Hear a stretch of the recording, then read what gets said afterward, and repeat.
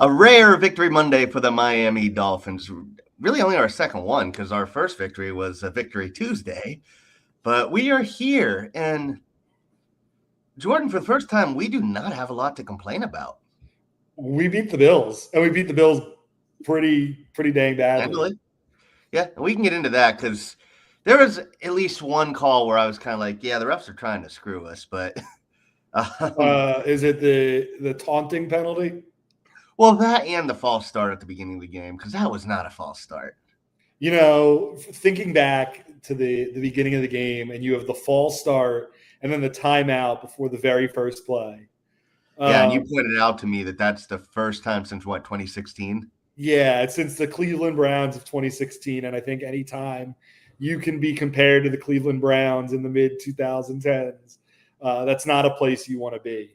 But, from going from there to really all day, and, it goes back, Brett, to what you and I talk about all the time. There was just such a sense of physicality in the team from the jump coming out. We not only beat Buffalo, but we took it to Buffalo at the line of scrimmage and in almost every facet of the game. Yep. And before we get into the game further, there was some Miami Dolphins news that broke within the last hour. I think you were the first person to post it in our Discord. But the Dolphins have parted ways with Anthony Hunt and Adam Engroff, who both have been with this team longer than Chris Grier. And they came up to like I said, Chris Grier's been here a long time. Yeah. Anthony Hunt joined the team as an intern in 1994. So I believe he's been here through 3 owners. Wow. I'm sure. Did Wayne buy it in 95 or did he buy it before that? I want to say he bought it a little before that. But you can keep filibustering while I look it up. I'm pretty sure from most Dolphin fans, this is the first time they've heard either of these names. Like I said, I looked up to see how long there was a team because I knew they were there for a while. I don't know much about Anthony Hunt other than what I looked up today. Engroff, I remember a couple of years ago, was considered a very good scout. And when I mean a couple of years ago, talking probably about when you and I were in college, so about a decade ago. Do you want an update? Yeah. Wayne Huizenga bought the team in 1990. He purchased 15% of the team. And then he bought the remainder of the team in 1994. Okay. So still technically 3 owners because Huizenga was a minority owner when Anthony Hunt joined the team. But they were our co-directors of player personnel. Like I said, they came up to our scouting department. Like I said, aside from knowing that Engroff at one point was considered a very good scout, the only thing that strikes me as strange about this move is the timing. Let's be honest, even if there's picks we've liked in the time they've been here, Dolphins have been pretty mediocre at best in the drafting prospect, and also with the anything in the organization, really. So, are you laughing at that or laughing at our mascot talking about you doing the haka? Me doing the haka. I'm laughing about that. I looked right before we started. You're about 114 followers away from doing the haka. With green hair. With green hair. Yeah, I'm a man of my word. I'll do it. But and to be clear, you said you wouldn't do it, but we're cutting it. Do it for the content, baby. Absolutely. But get Engroff out. He's gone. The changes were coming. The only thing shocking me is you normally don't see these people under the GM go until after drafts. Normally what you see is a new GM come in, bring his people in, they build on the draft, and you might know more than me about this, Jordan, but my impression is a lot of the scouts' contracts end right after the draft. And they either automatically get renewed or they leave, or they roll. So they either roll over or they leave. So I was expecting with Grier gone, we would see a turnaround, but I'm just shocked that you're seeing people leave this early. That's the timing. I've heard some people speculate that Tom Garfinkel had a say in this. Honestly, I think it's more likely that Mike McDaniel and Champ Kelly, who I will again say I don't believe will be the GM, but I think he will be in this team in some capacity next year because he worked with McDaniel in Denver. So they like each other. They have a rep together. But I think it's very likely that they both said, we just got to start. We got to get some people out and just start fresh. So, yes, I do think at this point signs are pointing to McDaniel being back. But, hey, if we to wrap this back up, roll this back into Buffalo, if we keep playing like we did yesterday, absolutely bring McDaniel back. Absolutely. And that's going to be a big thing. I mean, Stephen Ross talked about it. It's about the momentum that this team can carry throughout the rest of the season, how hard they're going to play. And like we saw yesterday, this team's going to play hard. This team played hard for Mike, and they're playing hard for each other. And that's really what you want to see. And you go into a stretch, and we're not going to talk about this now. You go into a stretch now where you play Washington without Jaden Daniels, whatever. You play Washington without Jaden Daniels. You play the Saints. You have your bye, and then come back with the Saints and the Jets. And like I joked yesterday on Twitter, like I wouldn't be surprised if this team is 6-7 and trending up, and I wouldn't be surprised if this team is 3-10 and trending down.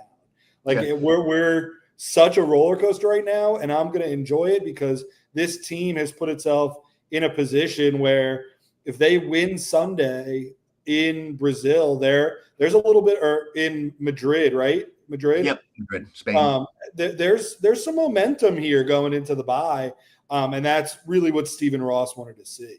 Actually, these two guys that got let go today, like you said, they've been with the team. I think the number that our admin gave out was 57 years combined. Yep. I think that this is about kind of we put our boot in the sand and said that it was Chris Greer's side of the operation that we felt needed to change, and not necessarily Mike McDaniel's side of the operation. And this is, to me, clearing out kind of that upper part of Chris Greer's side of things. And you're going to see some new blood. I expect Mike McDaniel, as of right now, to stay.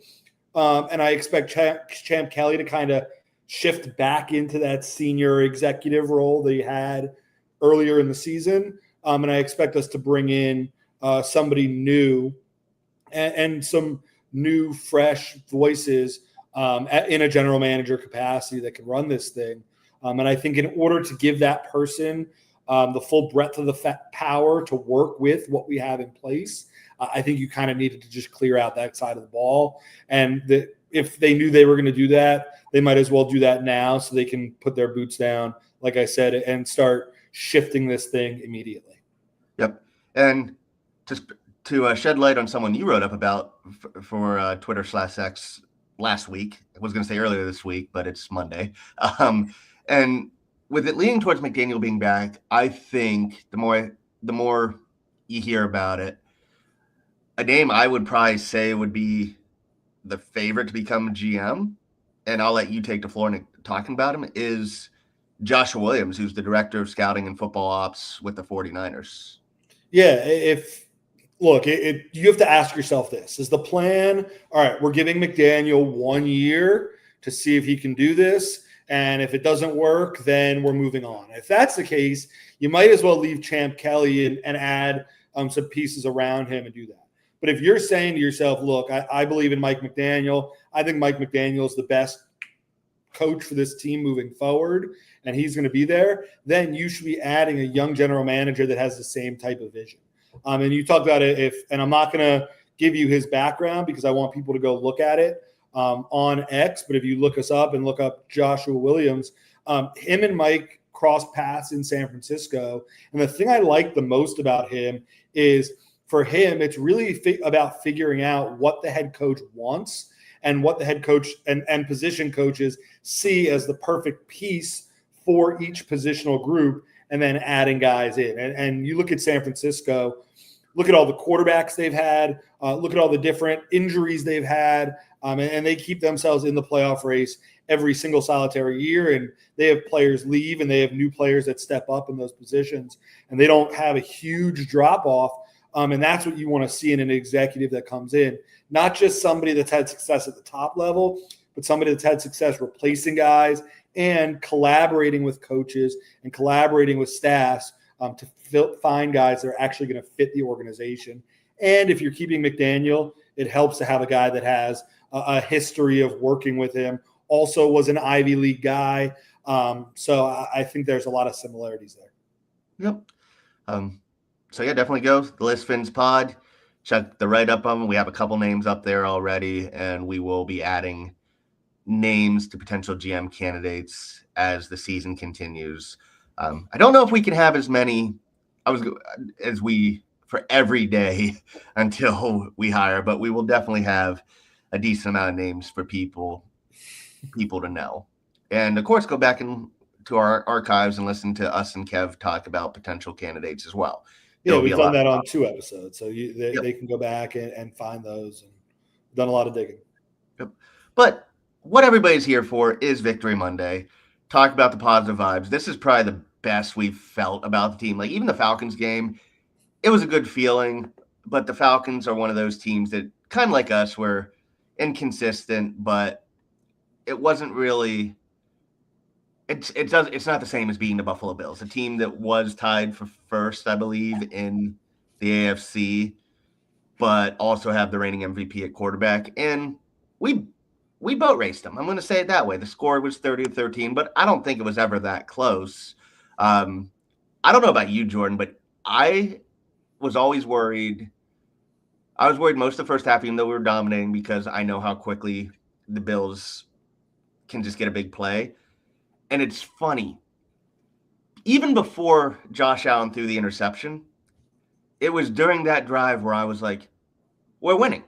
And it was because it took 8 minutes.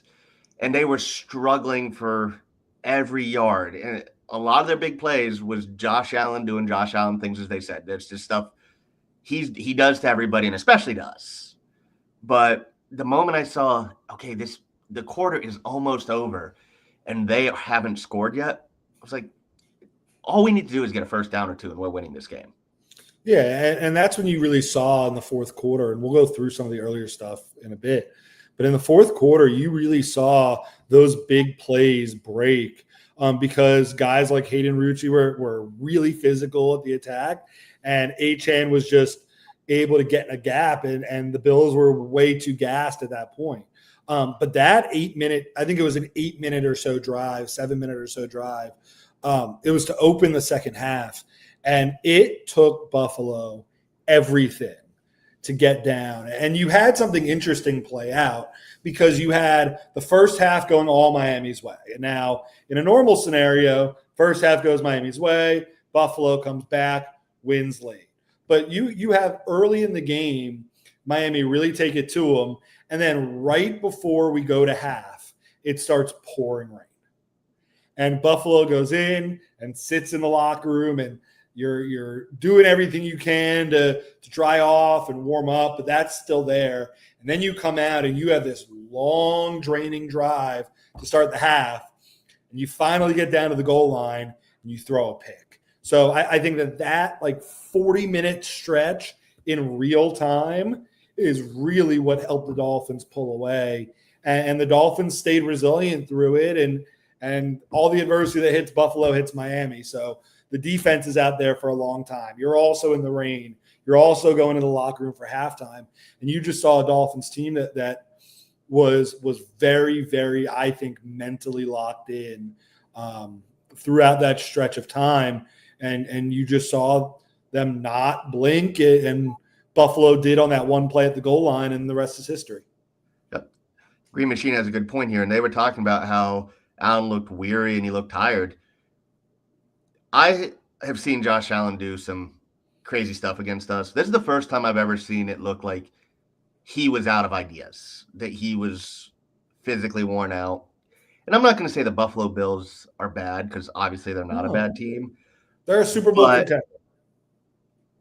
Yes, but I think what you're seeing is if they can't get the ball to Khalil Shakur in the passing game, they just don't have the difference makers they did in the past. Like, yeah, obviously, Allen's going to make Kincaid getting hurt. Yep. And And Keon credit Coleman the had a touchdown Dolphins on a for Bonner, 1 second. Credit the Dolphins. Our run defense has gotten a lot better, and I knew that was coming. That was really funny. We should clip that. That was good. Our run defense has been. what did I say? Didn't I say Khalil Shakur? That's not his name. What's his name? Shakir. It's Close with enough. an I. Close enough. But I think that I don't even remember what I was talking about. Kincaid Run gets defense. hurt. Our run defense has been better for the last couple of weeks. I mean, you talk about Bijan Robinson and you talk about James Cook over the last 2 out of the last 3 weeks. They've been a lot better, and they've shown up. And credit to that unit because they've figured it out against 2 high-powered offenses as far as run game is concerned. Yeah. I think I saw a stat earlier today from weeks 7 to 10. So the last 4 weeks, the Dolphins' expected EPA against a run is number 1 in the NFL after being 30th the first weeks 1 through 6. So they're making a change. Credit to Anthony Weaver. We have talked about him needing to be fired. And it's time for us to eat a little bit of crow. He has turned it around. Some of it is young guys stepping up. Some of it is just not overthinking it. And I made a joke yesterday. I do wonder if Chop being out with the concussion and trading Jalen Phillips, you're not trying to get those 3 pass rushers on the field at the same time anymore. So you simplify things. And Judon had a good week. Judon did have a good week, and he's another guy we were like, get out of here, take the bag of chips for him. So, yeah, credit to Anthony Weaver. Credit to Juju Brents, who stepped in and had a really good man. He had a big week this week. Yeah, and like for those who don't know, he was a high second-round pick, very high RAS score. I think he was 9.99. The only reason he got cut is it's funny. You would have thought he was drafted by the Dolphins. He couldn't stay healthy. But he was feisty, and I liked how he was going at refs, asking for those offensive pass interferences. So that's a potential building block on defense because the talent's not an issue for him. It's the health. And he looked great. And I also thought Marshall coming back had some good snaps too. Yeah, Marshall helps. Juju helps. Those are 2 big physical corners, and that's kind of the staple of what Anthony Weaver wants. So you see those pieces start to come back. I mean, you could say it's just at the right time. You could say it's a little too late. But back to the Judon point, and you talk about wanting to take a bag of chips for him. At the end of the day, the question is going to be, is Judon coming back next year? And if he's not coming back next year, then you should have probably taken that bag of chips and moved on if you could get one. But sometimes maybe if Chop wasn't hurt, you take the bag of chips. Say it again. If Chop wasn't hurt, you do take the bag of chips. Yeah. So, but I think that this defense at least is going to be fun to watch on Sunday. And remember, it's always about those 3 building blocks. And now we've hit a win at each of the 3 blocks and each of the 3 tiers that I always talk about. But now it's about, can you sustain it and win 2 in a row, go into the bye, and then win a couple more on the other side of the bye. Yep. Now, go to the offense for a second. I do want to highlight someone you mentioned earlier because it's someone you and I have talked about quite a bit in the last 2 years, and that is Hayden Rucci. You and I thought he should have made the team last year. Thought he should have made the team this year. I don't know if what his high-end potential is as a receiving tight end, but even last year it was clear he blocks like a pro. He blocked better than Durham Smythe, and his blocking is a big reason why the run game has gotten better. Everybody's giving credit to going to the 6 offensive linemen with Brunskill, and that does make a difference.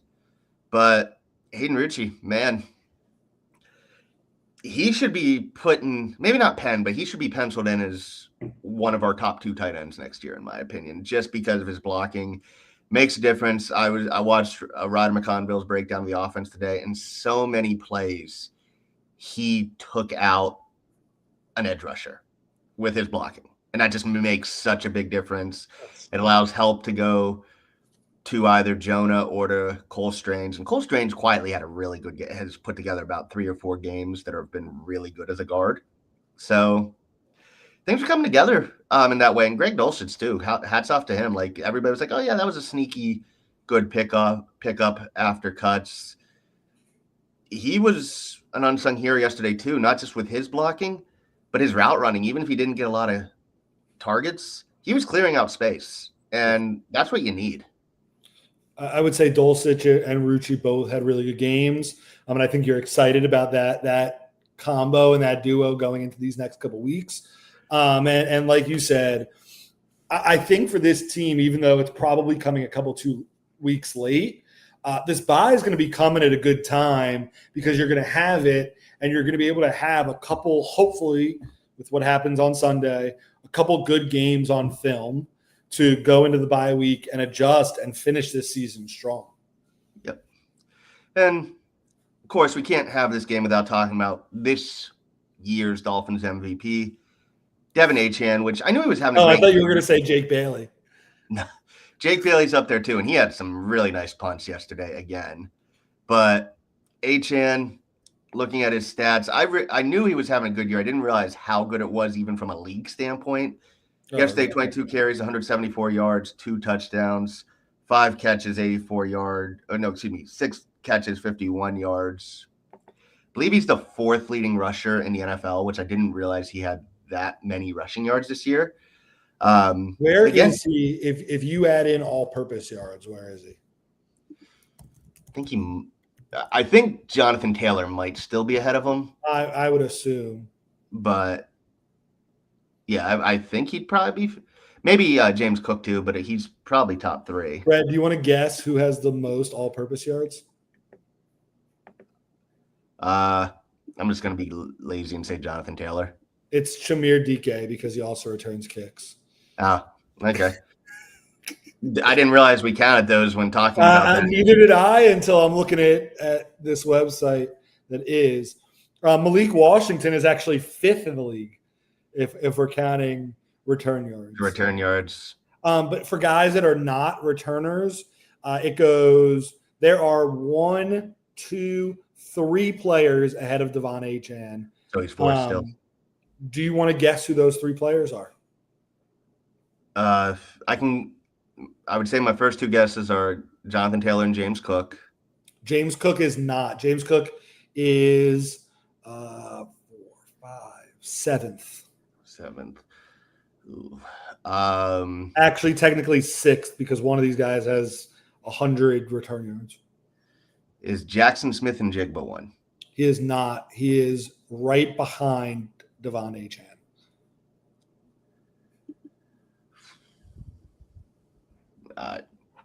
The 3 players that have more all-purpose yards than Devon Achane are Jonathan Taylor, Christian McCaffrey, and Bijan Robinson.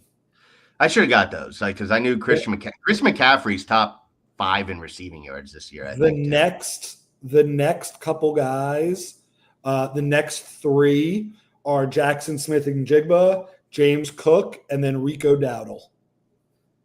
Yeah, who would have thought that the game Dowdle had against us would be the start of a great season and not just a blip on the radar? Yeah, it doesn't make us look that bad now. No, it doesn't. A lot of those names are people we've gone up against this year so far too. And it's crazy though. You really think about it, and look, I'm not going to play the if this would have happened, this would have happened, this would have happened. But really, like we were one Achane's foot out of bounds away from winning New England. We were up 17-0 on Carolina. You score late in the game against the Chargers. Like we're up with a minute left against the Chargers. Like those 3 things, this season looks a lot different. If those 3 things happen, does Chris Grier still have his job? Probably. Brett, what would you rather have? Those 3 wins back or the search for a new GM going on? If I told you we were 6-4 right now, but Chris Grier had his job.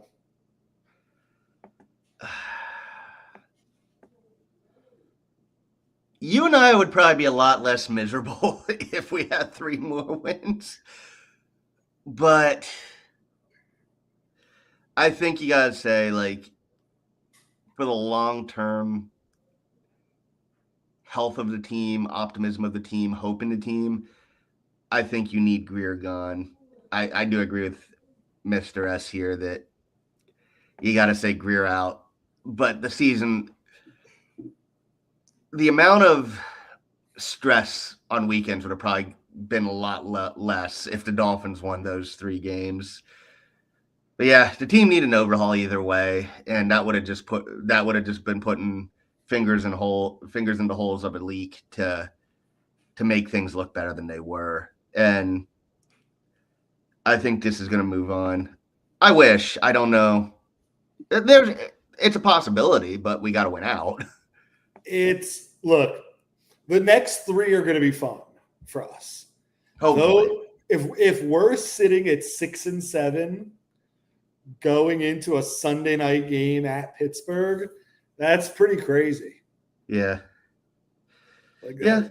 And honestly, just to keep the positive vibes going too, look, I know Jonah still gave up 4 pressures and he was up and down, but I think the offensive line is coming together to a point where we're not really complaining about the offensive line anymore, other than just saying, man, Jonah's not where we thought he was. And just Larry Borum for existing, but didn't notice Borum yesterday. I didn't notice Borum because I was too busy watching us B2A Buffalo. Yeah, belts to ass. And Patrick Paul again. I saw Dave Kimes tweeted giving props to Patrick Paul, and that's when you know when like mainstream analysts are starting to talk. Well, I shouldn't say analysts. Mainstream talking heads are talking about Patrick Paul. That tells you that you have a good player. And again, gotta look back and say, man, were we not idiots during draft weekend last year when we were like, that was a wasted pick? This goes to show you that you can't judge a player right away. It does take a couple of years. And I will defend us in the one aspect, and I know I've said it before, but we didn't love Patrick Paul. We weren't very high on him. I know that. But it wasn't so far out of the realm negative response. It was more so and valid that we didn't want a guy when we had Teron Armstead on the roster and Kendall Lamb that wasn't going to play for a year. We were in a year that we thought that we were in a window, and we took 2 guys in Chop and Patrick Paul that we felt needed a year of a red shirt, essentially. So, number one, I am so glad to be proven wrong. I wasn't very high on Patrick Paul, but he has been – Mount Paul is a real thing. He is here to stay. But at the same time – he's clearly a future captain on this team. Like, he's one of the first that they send out for interviews during the week, after games. Like, he's someone we didn't like, and he's going to be probably a captain next year, in my opinion. Absolutely, and deservedly so. Like, congrats to him because he worked for it. He sat for a year, learned for a year, and has been one of the key building blocks of this team so far this season. Yep. With Devin Achane, who, again, people give me crap because I said, they go, oh, Brett would have traded Devin Achane. I didn't say I would have traded Devin Achane. I said I would listen if a team offered a first. Clearly, we can't do that because Achane is a top 10 player in the NFL this year, in my opinion. Yeah. And another guy, and news came out before the game on Sunday that the Bills were aggressively trying to get Jalen Waddle, and they were offering, I think it said, a third this year and a first in 2027, if I remember correctly.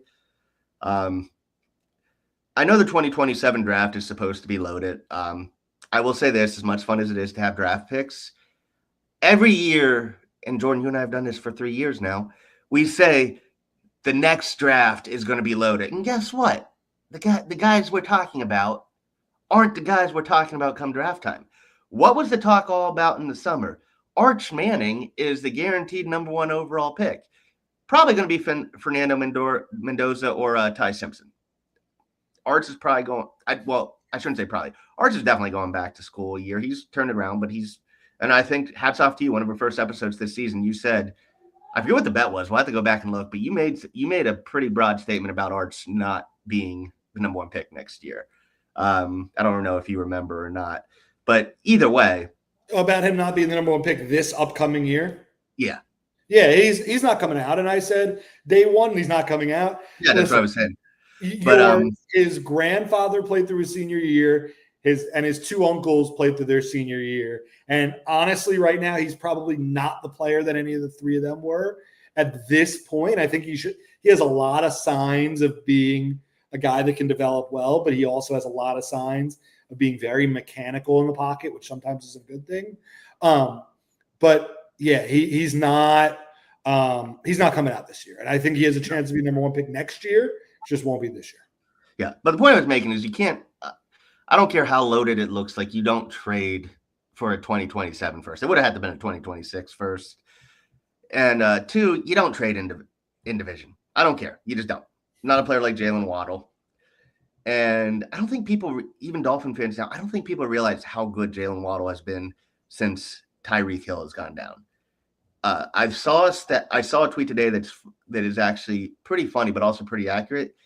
He is getting, in terms of targets and receptions, he is getting wide receiver 2 targets and receptions, but he's getting wide receiver 1 production. Yes. Touchdowns, yards. He's a big play guy. And I know everybody knows that Waddle is really, really good, but I don't think people are appreciating that this is going to be his best season ever from a statistics standpoint. And it's going to be a lot of fun. And going back to the draft for a second, because I know everybody talks about Jordan Tyson at the top of that first round, but there are a number of good receivers that are going to be available in the mid first, late first, and even on day 2, where we now have 3 third-round picks. And not only are there a number of good receivers, but there are a number of good receivers that fit the skill set of Jalen Waddle. So I think that when you talk about trading him to Buffalo for a third and a first, when you see all these things going out there, like I always talk about, you have to look at the construction of the team and what you think are going to be building blocks. And trading Jalen Waddle for a pick that you're going to have to use to probably replace Jalen Waddle is not great roster management. Okay, when now Jalen Waddle's in Buffalo, I'd rather make Buffalo use that pick to try to get a guy that can be Jalen Waddle. And so he sticks around, and you look for a receiver this year or next year that when you looked at Tyreek and Jalen Waddle, it worked, but it was a very weird pairing as far as number 1 and number 2. You're going to be able to add a number 2 receiver to Jalen Waddle's number 1, almost in a bigger, more physical body that is going to make this offense jump by leaps and bounds. Because right now you're watching Malik Washington, who will slide back into a role at the number 3 that he's a lot more comfortable in, and not have to watch guys like Nick Westbrook-Akina play in roles that they probably shouldn't be playing in. Yep. By the way, Jordan, real quick, get your draft board ready, because yes, next week we will be doing our first dive into draft and not giving just names. But yeah, to kind of play off of that too, I thought, just to go to Tua, I thought Tua played well. 2 interceptions were arm punts. Yes, people were being a lot more critical on it than I think they should have. And I'll admit, I kind of took the approach too during the game more so. I don't like doing arm punts on third down, especially on the first drive of the game. But when you listen to what McDaniel said after the game and what Tua said, where they said, look, if he gets one-on-one coverage with Waddle going deep, take a shot. Something will happen. And I think that is something that's been missing. But the one weakness Waddle does have in his game is he's not a jump ball guy. Which is why that other guy we add, hopefully. Which is why we need to add someone. And I do think, this is the first game I didn't think there was something mechanically wrong with Tua with the interceptions. I just thought it came down to, there was coverage, but we just lacked that big physical target on the outside. So, but I think that when it comes to Tua's picks, it's a situational thing. Like he didn't throw a pick in crunch time when we needed to go down the field. Like they were arm punts in situations that weren't crucial. And you know what?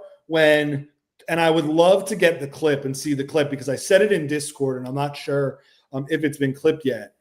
Tua had a play a catch that he had to Westbrook Akina that looked a lot like the play that he threw a pick on at Buffalo at the end of the game. And he threw a dot in a tight window in a different slot than he threw the first one. And I think that those are the things from a Tua perspective that you see growth from a couple weeks ago and from the quarterback he was a couple weeks ago. And yeah, I do think it was the 3rd and 6. Yes, yeah, exactly. It was a 3rd and 6. Yep. Which probably would have been overturned. It looked a lot like that same stick-ish route that he threw a great ball. Yeah. But I think you saw a lot of the old Tua in the game. He wasn't forcing stuff. He was throwing with anticipation. He showed good arm strength. Like the throw, he had not just a touchdown to Waddle, which was a beautiful throw, but another out route in the corner. It was like a 15, 20-yard gain in the second half. Those are not easy throws. So he was starting to look like 2023 Tua again with that. So it was definitely encouraging to see. But Kev said this to me on Discord earlier. That was the best game I've seen Mike McDaniel ever call. And maybe the second time in 3 weeks. Second one behind the 70-point game, but yeah, but we had some plays in that 70-point game that Mike could have been coaching with his eyes closed and we would have scored. Yeah. But no, like I said, if we're getting this Tua and this McDaniel the rest of the year, yeah, you run it back and just get a new GM. Now, again, you and I could be sitting here next week saying, okay, throw everything out the window, because I believe we did that after the Falcons game. And remember, I said I wouldn't be surprised if we did that. Yeah. So we'll see that. A couple other performances to talk about. Jordan Brooks, if our defense wasn't so shit and the team wasn't so shit the first 2 months of the season, he'd be in top 3 defensive player of the year voting for me. I don't think – well, since Zach, there hasn't been a linebacker playing at this level. And I would argue this is probably up there with some of Zach's best seasons. Yeah, he's playing out of his mind.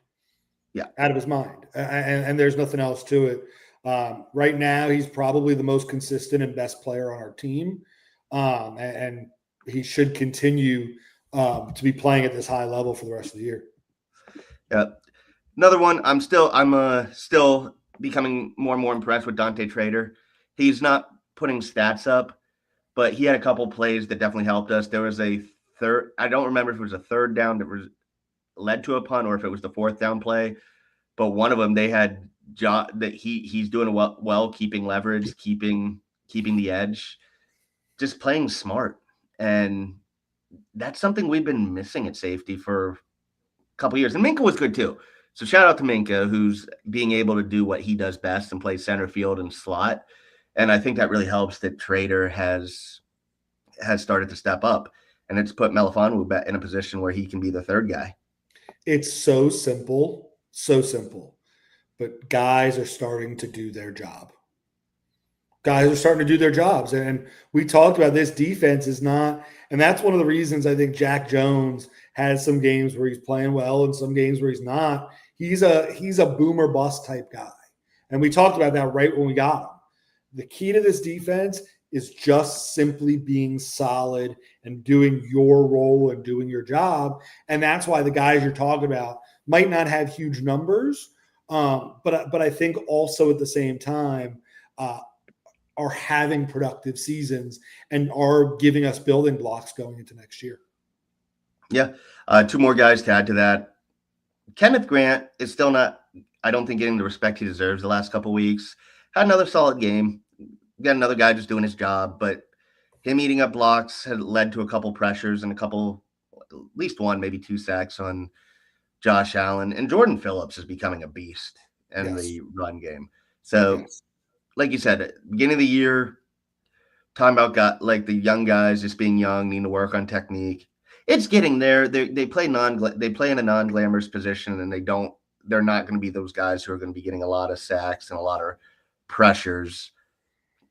But they're doing what you want from from the nose tackle position.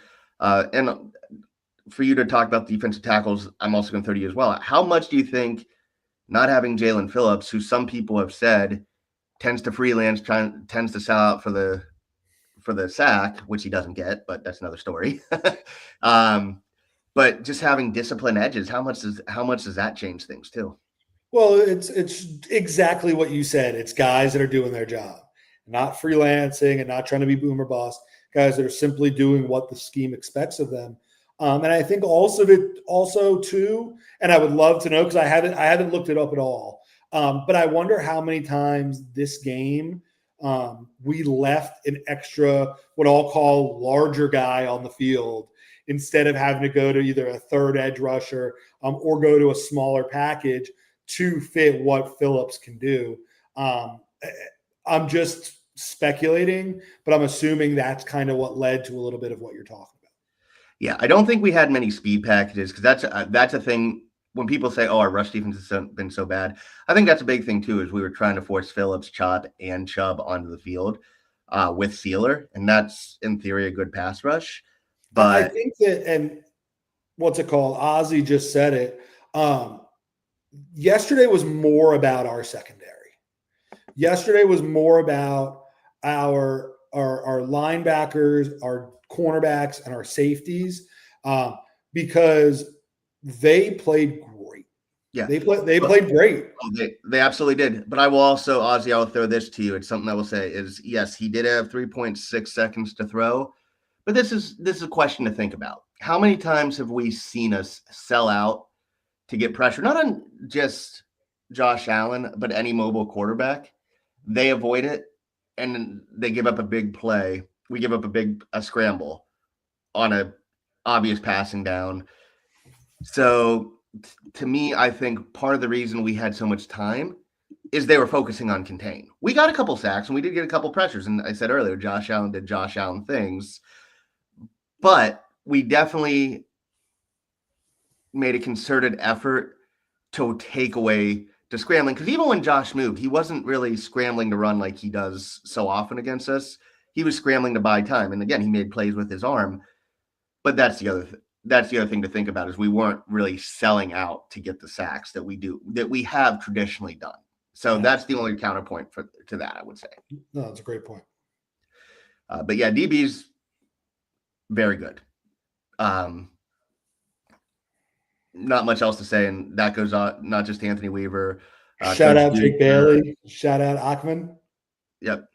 So shout out Achman, Jake Bailey. Like we said, yeah, he's gone, and he's become a weapon. Like I said, HN was probably the MVP. Bailey's probably number 2 because he's. I want to know what Danny Crossman does with those guys that makes them so bad that when he's gone, everybody gets better.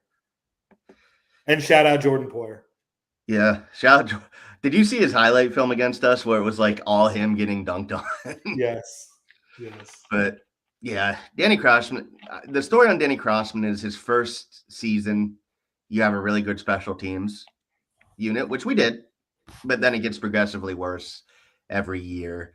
The only complaint I have about special teams, I know Malik Washington's dangerous, but sometimes you just have to take the touchback on the kickoffs, bro. So I think there's been a couple of times where we're giving up hidden yards there.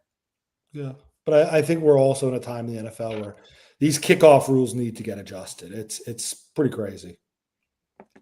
Yeah, I think they've overdone it with the safety because I think they just need to do what college does because college doesn't have the injury issues. I agree. The NFL wanted to go away from injuries, but then made kickoffs happen more. Yes. Like I don't understand it. Yeah. Honestly, if they want to go away from injuries, they just need to adopt the clock rules that college has adapted to, make the games go quicker. You're not seeing the injuries as much because you don't have as many stoppages in play. True.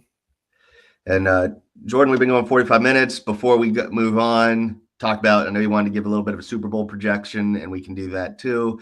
Are there any other players we haven't talked about from the game that you want to highlight?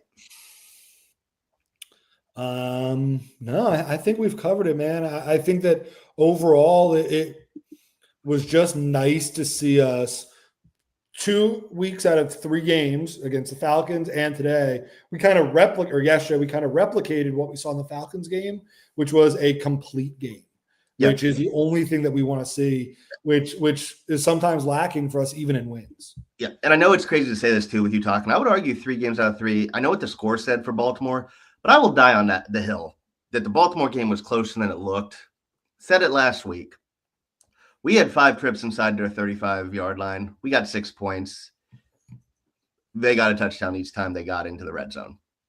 That's the difference. So even against Baltimore, there were signs. I don't think we got as dominated as the score led to believe. Yeah. So real quick, let's talk about the commies real quick.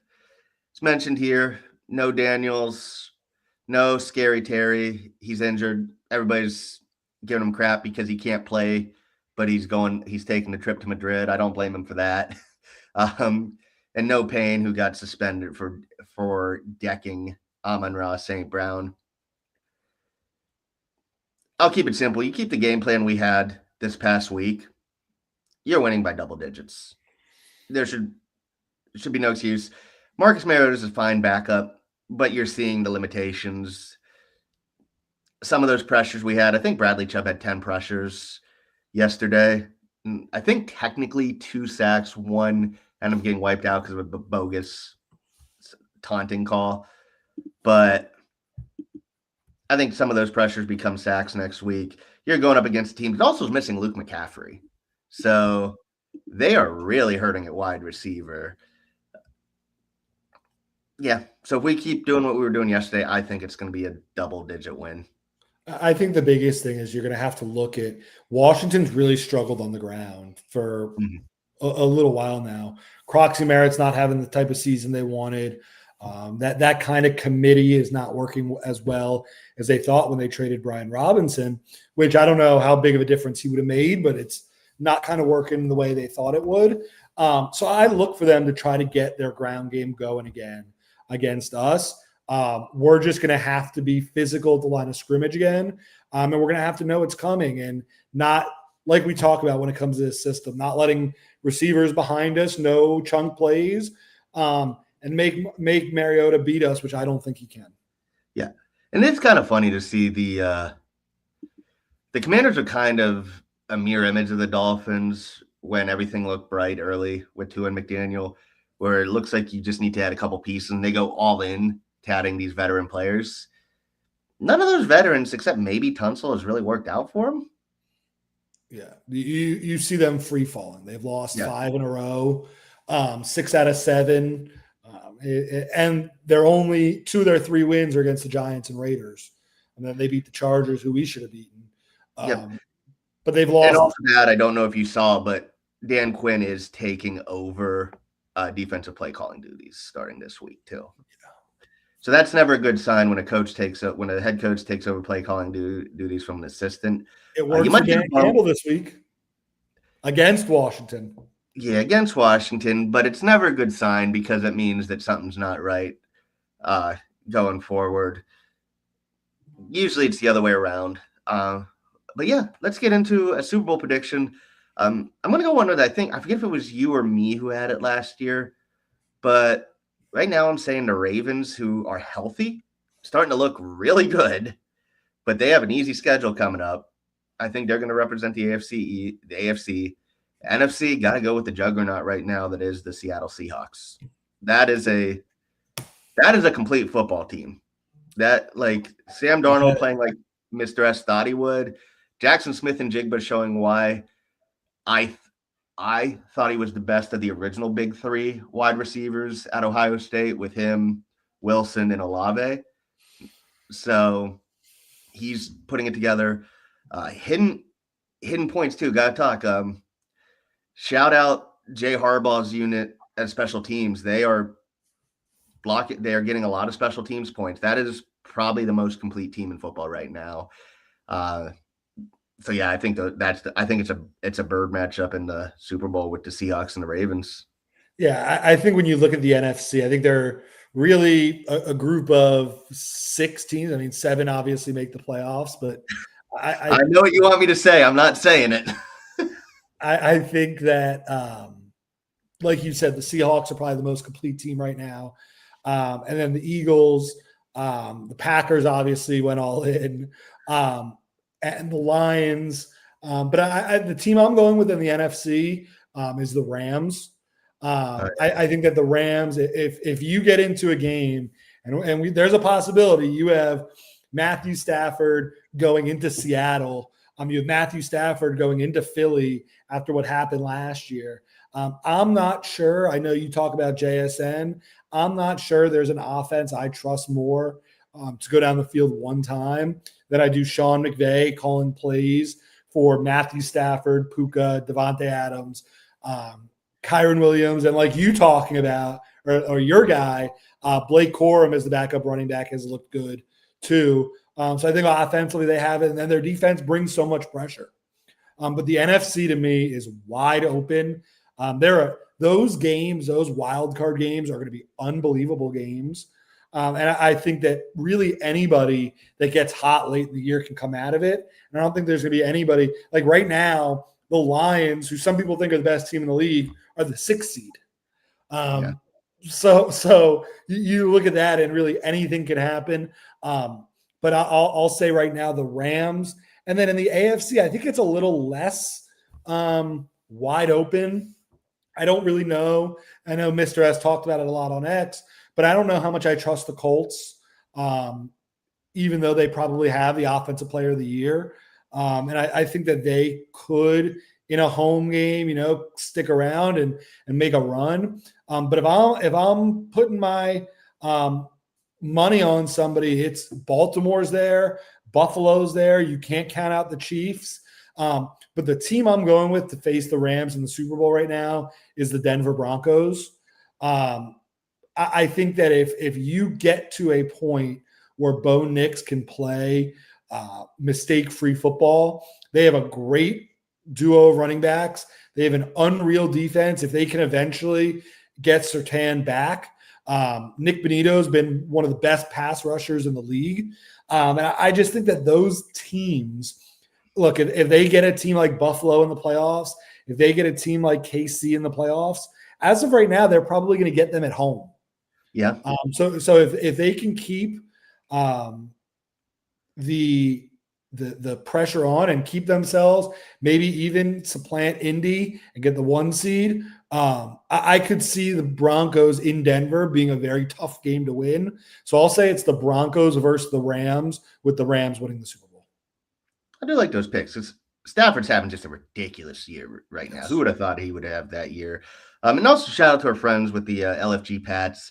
I know you guys are number 1 seed right now. Drake May's up there in MVP voting. The rule of thumb for any sports is a young team has to have a year where they learn to win.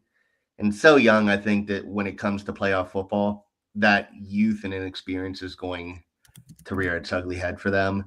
So I do not think the Patriots are going to be making a Super Bowl run. I know. And you talk about a year of losing. Look, then you can't factor in the Colts because they just missed. Well, did the Colts make the playoffs or they just miss? Didn't they? They lose? missed last year. They lost in Week 17 to Houston. Yeah, and I think that knocked them out. Am I Colts, remembering that right? I believe so. I think the Colts did they make it 2 years ago? But then you talk about a team like the Broncos. Well, I would argue that the Colts do have. Buffalo. Yeah, the Colts do have some players with playoff experience. Not a lot, but I think the Colts are a little bit more experienced with the Patriots. When you look at the Pats, most of their best players are still on their rookie deal. So I would say that's why I say they need to learn. But yeah, no, Denver's good shout because, like you said, they lost to Buffalo last year, so they're probably a year ahead in their rebuild from where they probably expected to be. Agree. Who'd I pick to win? Yeah. Do you want the Super Bowl or for the Commies game? No, he wanted the Super Bowl. I have the Ravens and Seahawks, and I would back the Ravens to win that game. Yeah. Look, when you get into one of those games, to me, if you have the better quarterback, you feel like you have a good position to win, which is the big reason why I picked Matthew Stafford over Bo Nix in that game. And one of the same reasons why we wouldn't be surprised with Mahomes or Allen or Lamar making the Super Bowl. Yep. And I know you picked your Super Bowl, but who would you pick to win? The Rams. Rams? Okay. And we are getting up on the hour. So, Jordan, we're roughly halfway through the season. For the Dolphins to make any sort of run, I'm not saying to the playoffs. We are not mathematically eliminated, but we're not talking about the playoffs. We're going one game at a time. To make the season interesting, who is the most important player for the Dolphins? Tua. Tua? Tua. And a couple weeks ago, I said Jonah, because if, like we said, like one of the things about the Buffalo game is we're not saying Jonah was a disaster. I think it was him and Achane. They had the missed assignment on one of those Tua arm punts, but he wasn't a disaster. But I think that to take this next step, I think the most important player is Tua. Yeah, no, I would agree too. Like the team's going to go as far as Tua was. If in September you told us we'd be where we are right now, we would say it's because Tua's hurt. So make no mistake about it. This team's going to go as far as Tua is able to carry us. But to be different, I will say it's still Achane, because as the weather gets colder, as you go to some of these away games, you still need to be able to run the ball. And Achane has shown not just he can run the ball, but he can run the ball between the tackles and get big chunk plays.